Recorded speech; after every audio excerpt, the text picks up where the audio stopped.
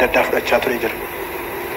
Waggaa 6 dura murtee Looreeta Nagaa Addunyaa Dr. Abiy Ahmediin warri Finfinnee waggaa 100 ol jaaraa tokkootiif ol utuun kabajamin hora isaarraa buqqee ture iddoo isaatti akka deebi'u murteessuudhaan uummanni Oromoo aadaaf duudhaa isaa ganamaatti deebi'ee hora isaatti akka irreeffatu gochuudhaan murtee bara baraan seenaa keessatti yaadamaa jiraatu amma immoo kinoo waggaa 6 guutuu kabajnee idileeffannee bakka duubatti hin deebi'in irraan akka ga'u waan taasisaniif carraa kanaan galatoomaa ulfaadhaa jechuun hin barbaade.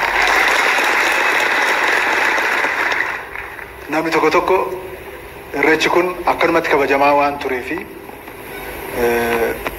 har'as akka kabajamaa jirutti namni tasa waggaan 6 salphaa waan hin taaneef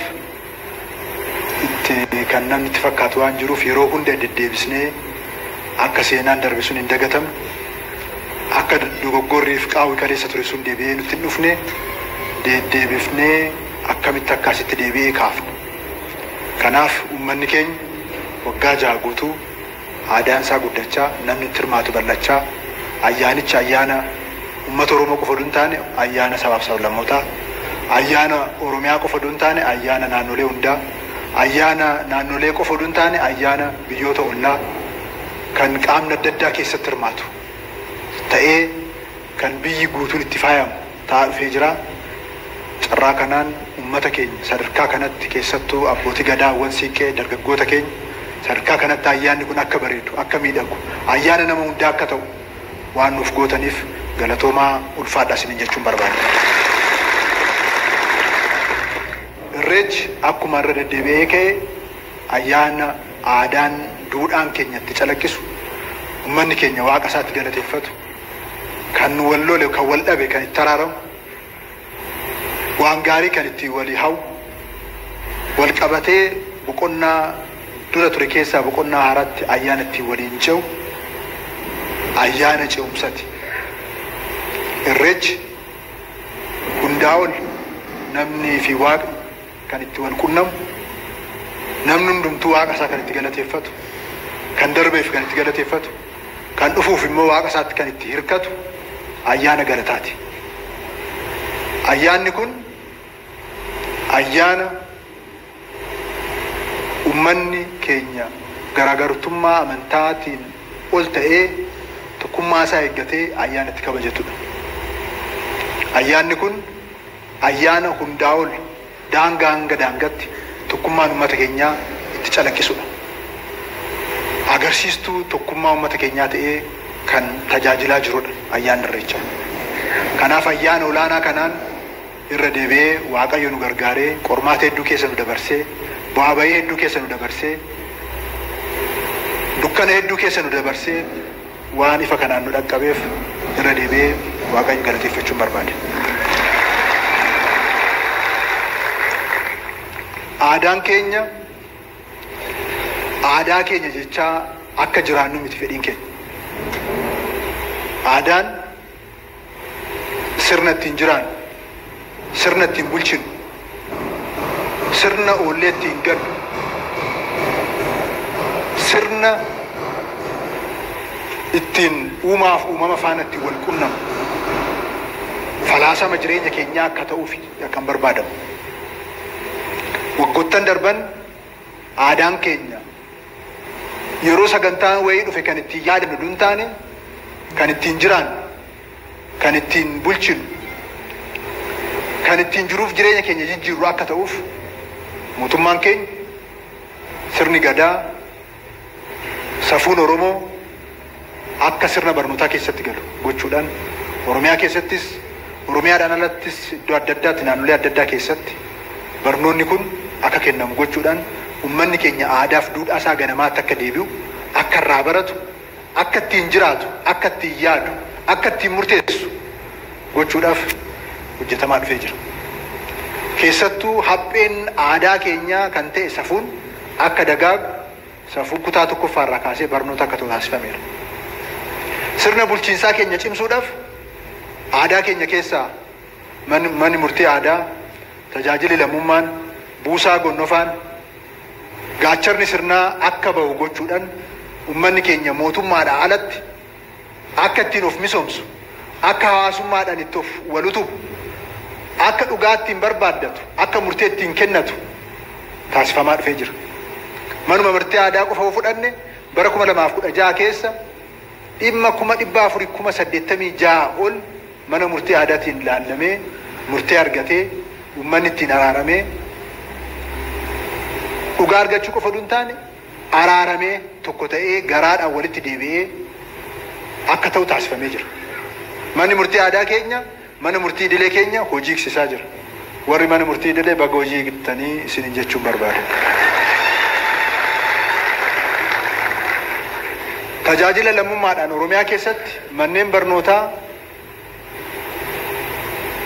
sadarkaa duraa bu'uura boruu 20 ol tajaajila lammummaa ijaarame. Kana mootummaan hojjechuu hin danda'u.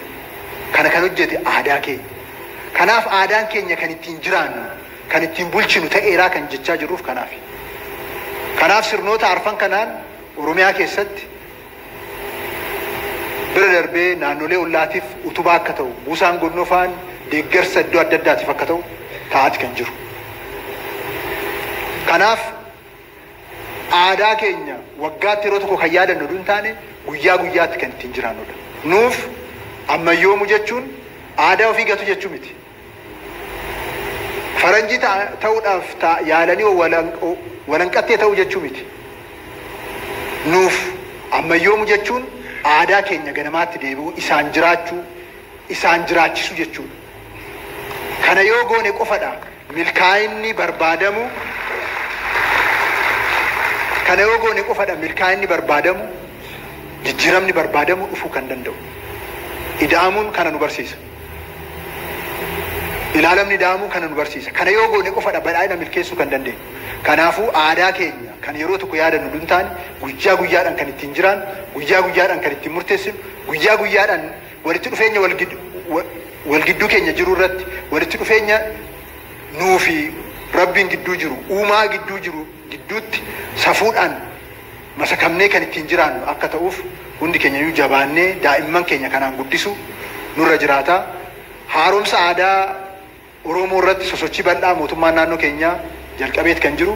Haaromsa aadaa kan geggeessinuuf aadaa keenyarra awwaara ture irraa kaafnee wantoota adda addaa isa dhoksan, wantoota adda addaa aadaa keenya ukkaamsuudhaaf deeman, ilaalamoota adda addaa, yaadota adda addaa, fedhiiwwan adda addaa kanaan dura seenaa keessatti ture ammas jiru isa irraa maqsuudhaan aadaan keenya akka haaromee mul'atu, akka caalmatti calaqqisu, akka caalmatti uummanni keenya ittiin jiraatu gochuudhaaf sosochii bal'aan godhamaati kan jiru. Isa kana keessatti hundi keessanuu qooda akka fudhattan asumaan waamicha koo dabarsuun barbaada. Bulchiinsi magaalaa Finfinnee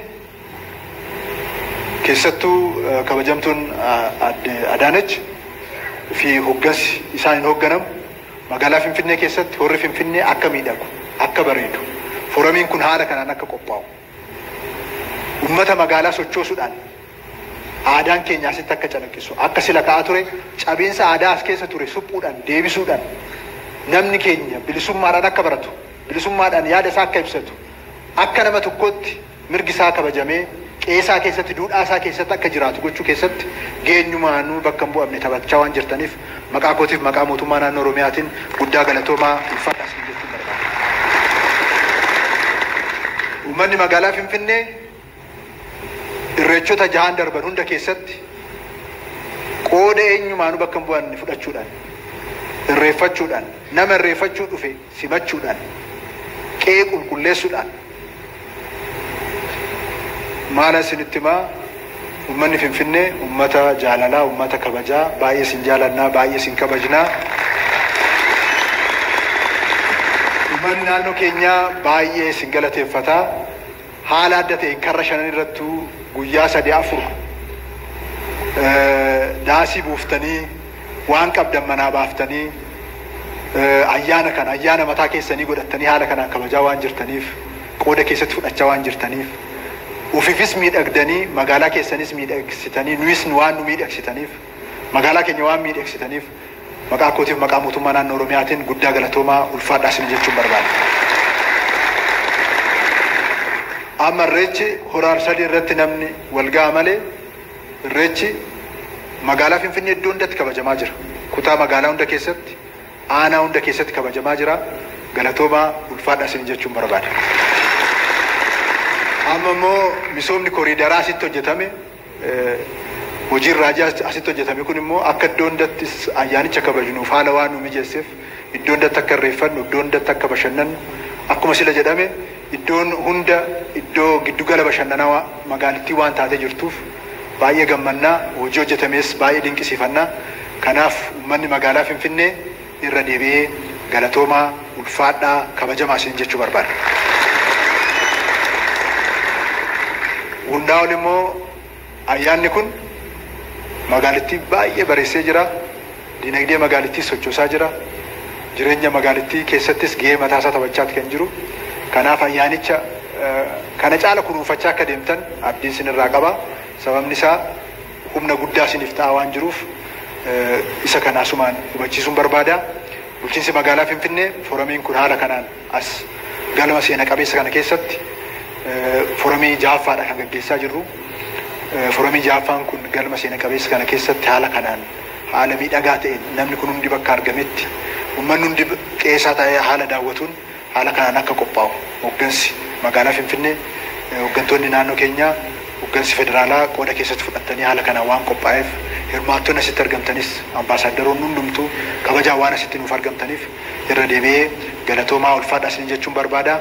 Ayyaanni kun kan milkii kan waan nyaanne hunda itti raawwan kan barri 2017 immoo caalmatti deemsa keenya saffisiisuudhaan fedhii fi hawwii uummata keenyaa kan itti milkeessinu akka nuuf ta'uun hawwaa. Warri Finfinnee boru nagaadha. Warri Arsadeef taanis nagaadha. Waaqayyo nu gargaaraa. Eebbifamaa galatoomaa.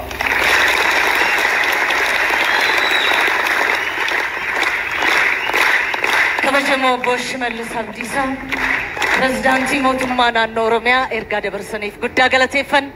Akkasumas kabajamoo Aadde Adaanach Abeebee kantiibaa bulchiinsa magaalaa Finfinnee ergaa dabarsanii fi dhaamsa dhaamaniif guddaa isaan galateeffannaa. ulfaadhaa jenneerra.